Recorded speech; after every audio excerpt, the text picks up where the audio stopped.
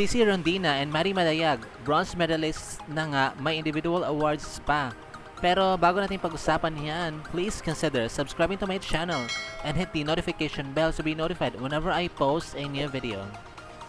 Sa naging sagupaan ng Choco Mocho Philippines and Kansai University, Japan sa winner-take-all bronze medal match ay sobrang itong naging intense sapagkat sa unang set pa lang, dikitan malala na kaagad ang naganap. Pero dahil sa kargadong services ni Descheng, nakuha nila ang set 1 and lumabas din ang kanilang pagkabeterano sa bandang dulo. In set 2, maagang lumamang ang Kansai University at hindi na sila nagpapaiwan sa scores. On the latter part, nagtie pa sila at 23 all, pero dahil sa wrong call na tinawag ng referee na kung saan inaward ang point sa Japanese squad, kahit nakapag-commit ng net fault, ang isa sa kanilang players ay sobrang naging highly contested ito. Pero sa huli, nanaig pa din ang decision ng first referee na dininay ang video challenge ng Choco Mocho. Sa opening ng set 3 ay baka sa mukha ng Flying Titans nagigil talaga silang bumawi.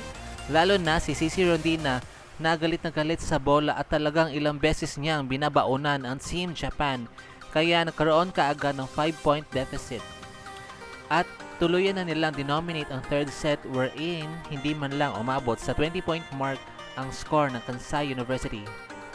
And finally sa huling set ng matchup ay medyo nakakasabay naman ang mga Japanese in terms of scoring. Ngunit mas determinado na nga itong si Cherry Bomb na manalo na talagang mapalikod man or harap ay hindi siya mapigilan. Naging malaking factor din ang pagkabunot kay Isa Molde na siyang tumapos ng laban courtesy of her service ace.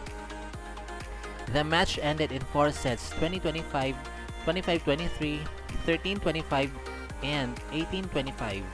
As usual, si Cici Rondina na naman ang naging top scorer who tallied 24 big points. And not just that, nakakuha pa siya ng Best Outside Spiker Award habang si Mari Madayag naman ay napanalunan ang Best Middle Blocker Awards sa VTV Cup 2023. Parang kailan lang nag-cartwheel or nagtumbling lang sila noon nung college players pa sila sa UST and Ateneo pero ngayon international awardees na. Medyo emotional nga itong si Mazilla habang tinatanggap ang kanyang patimpalak dahil hindi lingid sa ating kaalaman na nanggaling siya sa isang malalang injury matapos ng kanyang bad landing sa PVL last 2021 during their game against Petrogaz Angels. Kaya mahigit sa isang taon din siyang nawala. But she was able to redeem herself internationally. At si Cherry Bomb naman ngayon na lang din ulit siya naglaro sa indoor volleyball sa International League dahil isa nga siya sa mainstays ng ating national team sa beach volleyball together with Bernadette Pons pero nakakuha kaagad siya ng individual award plus na podium finish pa.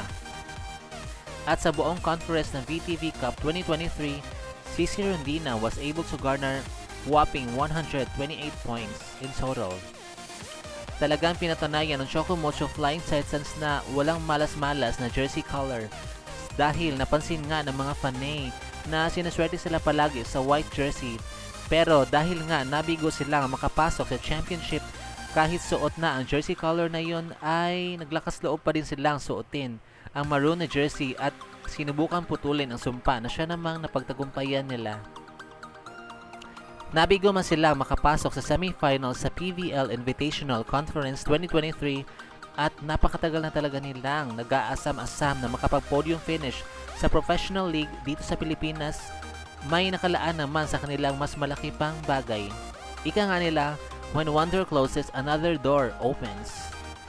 At sa muling pagsisimula ng panibagong conference ng PVL this coming October, tsak na ang magiging improvements nila at gagawin talaga nila lahat para makapag-podium finish. Dito ko na nga po tatapusin ang video na ito. Thank you so much for watching. Huwag niyo po kalimutan mag-subscribe sa akin channel para hindi mo ma-miss ang mga latest happenings regarding Philippine volleyball.